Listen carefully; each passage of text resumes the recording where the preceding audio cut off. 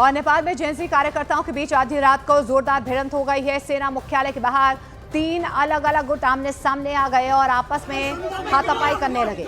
इस दौरान एक गुट के कार्यकर्ता चिल्लाते हुए कह रहे थे कि आंदोलन हमने ही किया है, हमारा भी आदमी मरा है, हम इस संविधान को नहीं मानेंगे। इस भिड़ंत में बालेन सुशीला कार्की गुट, हर्क संपाट दुर्गा प्रसाई गुट और सागर ढकाल का गुट आमने सामने आ गया है। तीनों पक्ष खुद को असली आंदोलनकारी साबित करने में लगे हुए हैं।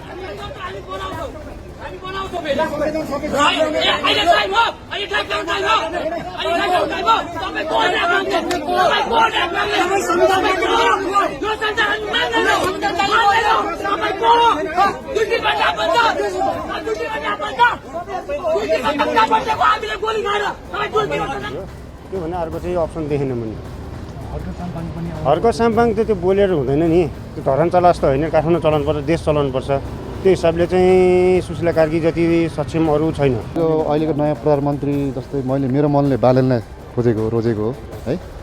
अब अहिलेको पहिलेका जस्तो भरटे प्रधानमन्त्री हुनु भएन। अहिले जो छ बालेन सरको निर्णय एकदम राम्रो छ। कुनै मान्छेले पनि म प्रधानमन्त्री बन्छु भनेर आएर उसले भन्नु पर्यो। जनताले जुन मान्छेले चाहन्छ त्यही मान्छे नै प्रधानमन्त्री बन्न चाहन्छ। तो देखिए नेपाल में जेएनजी कार्यकर्ताओं के बीच आधी रात किस तरीके से जोरदार भिड़ंत हो गई। दरअसल आपको बता दें कि जेएनजी आपस में ही भिड़ गए हैं। आंदोलन का क्रेडिट लेने की वजह से आप देखिए कि किस तरीके से यहाँ पर जो जेएनजीज के अलग अलग ग्रुप थे जो इस आंदोलन को आगे बढ़ा रहे थे, उन्हीं के बीच में भिड़ंत हो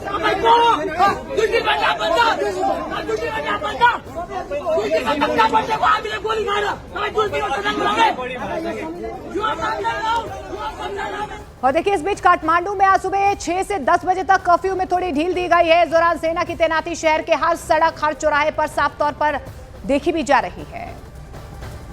हापाथाई चौराहे पर मौजूद हैं और यहाँ पर आप देख सकते हैं कि सुबह से लेके 10 बजे सुबह तक जो है वो कर्फ्यू में ढील दी गई है। सुबह 6 बजे से लेके 10 बजे तक कर्फ्यू में ढील दी गई है और उसके बाद 10 बजे से लेके शाम 5 बजे तक कर्फ्यू फिर से नेपाल में लग जाएगा। तो इसको देखते हुए आप देख सकते हैं कि यहाँ पे नेपाल आर्मी जो है वो यहाँ पर चप्पे चप्पे पे तैनात है। आप देख सकते हैं ये काफ़ी व्यस्ततम चौराहा है। यहाँ पर एक कार के शोरूम को आग के हवाले कर दिया गया था और उसके बाद से जब नेपाल की आर्मी ने जब नेपाल को अपने कंट्रोल में लिया तो काठमांडू में सुरक्षा का पूरा जिम्मा जो देख सकते हैं आप नेपाल आर्मी के कंधों पे है। और यहाँ पे नेपाल आर्मी के जवान आप तो देख सकते हैं पूरी मुस्तैदी से यहाँ पर तैनात हैं हथियारों के साथ। यहाँ पर अनाउंसमेंट भी किया जा रहा है कि कर्फ्यू लगेगा, उसके बाद लोग घरों में रहें, बेवजह घरों से बाहर ना निकले। ये देख सकते हैं लगातार यहाँ पर बैरिकेटिंग की गई है और बैरिकेटिंग के साथ साथ यहाँ पर जो निर्देश है, ट्रैफिक निर्देश भी जो है वो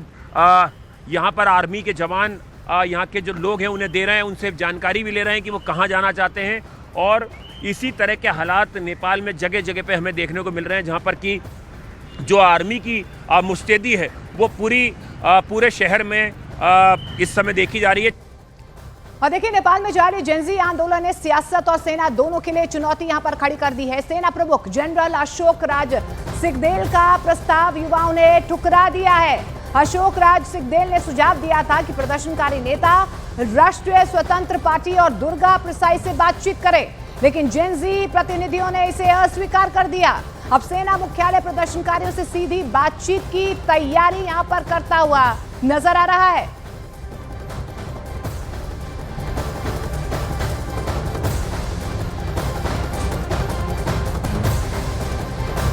और नेपाल में ओली सरकार के खिलाफ भड़की हिंसा के बाद एक बार फिर से नई सरकार के गठन की सुगबुगाहट यहां पर तेज होती हुई नजर आ रही है।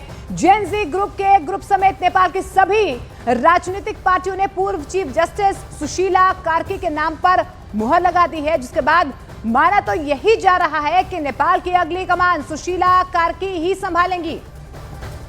न्यूज 18 के साथ बातचीत में सुशीला कार्की ने अपने प्लान और भारत से रिश्तों को लेकर कई चीजें साझा की। मैं तो मोदी जी को तो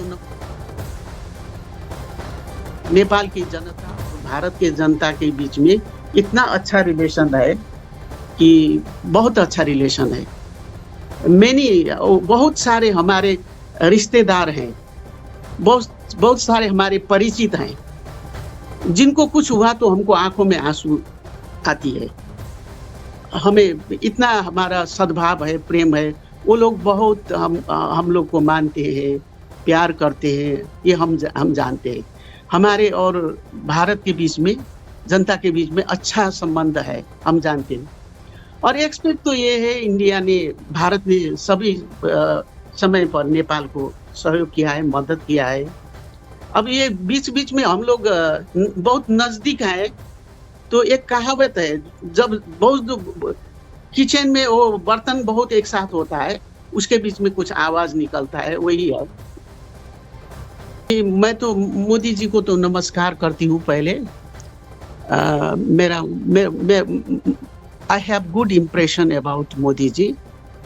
दूसरी बात ये है, अभी हमारा ये नाम प्रपोज किया गया है, अभी हमारा कोई फिक्स नहीं है, अभी कोई फिक्स नहीं है, कल चेंज भी हो सकता है। हम नहीं कह सकते कि कल हमारा ही हो रहा है, ये हम नहीं बता सकते हैं।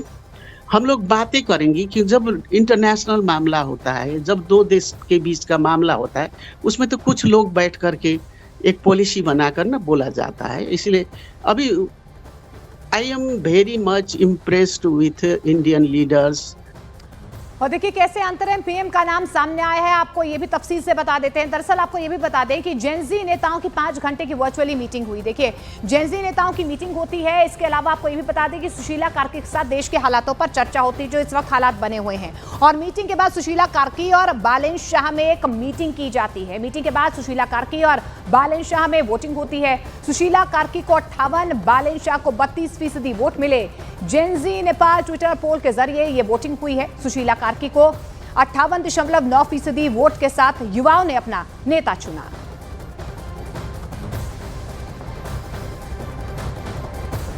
और इस बीच नेपाल में भड़की बगावत की आग, आखिर सबसे बड़ी वजह क्या है इसके पीछे? नेपाल में भारत के राजदूत रहे रंजीत रे ने वहां के हालातों को करीबी से जाहिर भी किया है, और उन्होंने जो वजह बताई है वो आपको चौंका देगी।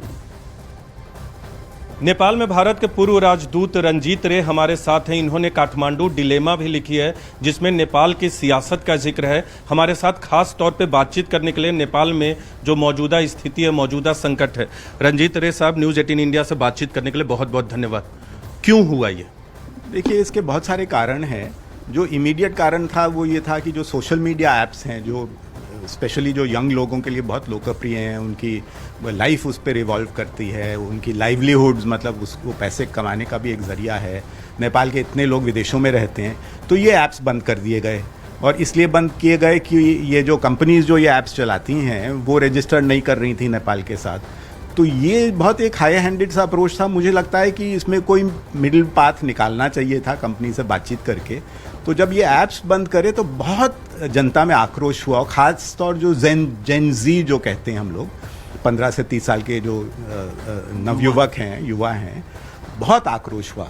तो ये तो एक बड़ा इमीडिएट कॉज था। बट ये जो एक वहाँ पे निराशा है, एक जो सरकार के प्रति और सरकारी लीडर्स के प्रति आक्रोश है, ये काफ़ी दिनों से चल रहा है। और इसकी कई वजह हैं। एक तो वजह ये है कि वहाँ करप्शन का इशू बहुत बड़ा है, और जो है पॉलिटिकल लीडर, जो बड़े बड़े नेता भी करप्शन में इन्वॉल्व हैं, और उसमें इन्वेस्टिगेशन नहीं होता, कोई भी चार्जशीट नहीं होती, कोई जेल नहीं जाता। तो एक तो ये था। दूसरा ये भी था कि इनके जो परिवार वगैरह हैं, जो यंग बच्चे हैं, उनको नेपो किड्स कहा जाता है। ये लोग बड़ा फ्लैशी लाइफस्टाइल जीते हैं और सब इंस्टाग्राम और सोशल मीडिया में दिखाते हैं। तो उससे बाकी जो जनता है, जो बहुत परिश्रम कर रही है, मेहनत कर रही है रोजी रोटी कमाने के लिए, उसका भी एक काफ़ी इम्पैक्ट पड़ा कि देखिए ये लोग सब करप्ट लोग हैं और इनके परिवार इस तरह रह रहे हैं और ये दिखा रहे हैं, और ये गलत है। तो ये दूसरा रीज़न था। तीसरी वजह इसकी ये थी कि जो अभी का जो सरकार थी, जो अभी ओली जी ने रिज़ाइन किया है, ये दो बड़ी पार्टियों का एक कोalition था, नेपाली कांग्रेस और एमआलए, जो मार्क्सिस्ट कम्युनिस्ट पार्टी है। और इस पे जो लोगों में एक संदेह था वो ये था कि इतना अनयूजुअल कोalition जो है, जैसे अगर इंडिया में भाजपा और कांग्रेस मिल जाए तो इस तरह का कोलिशन क्यों हुआ, और लोगों की शंका ये थी कि ये इसलिए हुआ क्योंकि कुछ करप्शन इन्वेस्टिगेशन हो रहे थे बड़े बड़े नेताओं के ऊपर जो इन दोनों पार्टीज के थे। तो इन दोनों पार्टीज ने ज्वाइन कर लिया और बेसिकली पार्लियामेंट को डोमिनेट करने लगे। और जो एक बड़ा पॉपुलर लीडर था उसको केसेस में फंसा के जेल में डाल दिया, अभी उसको छुड़ाया है लोगों ने, रवि लामिछन नाम है। तो मुझे लगता है कि ये सारे कारण थे जिसके वजह से धीरे धीरे ये बढ़ रहा था बहुत आक्रोश, और लोगों को ये था कि हमारी सरकार कुछ कर ही नहीं रही है। और देखिए, इस बीच काठमांडू के मेयर बालन शाह ने सुशीला कार्की का खुलकर समर्थन किया, साथ ही राष्ट्रपति से अपील की है कि अंतरिम सरकार बनाने और संसद को भंग करने में जल्दबाजी ना की जाए। बालन शाह का यह कहना है कि ऐसे बड़े फैसले आंदोलन और जनता की राय को नजरअंदाज करके नहीं लिए जाने चाहिए।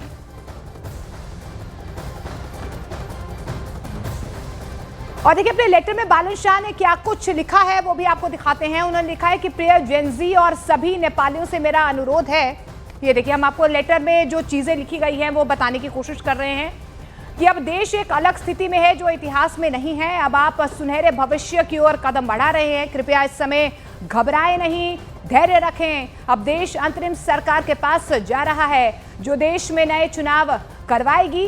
इस अंतरिम सरकार का काम है चुनाव करवाना और देश को नया जनादेश देना। आपका यह प्रस्ताव अंतरिम चुनाव सरकार का नेतृत्व करने के लिए है।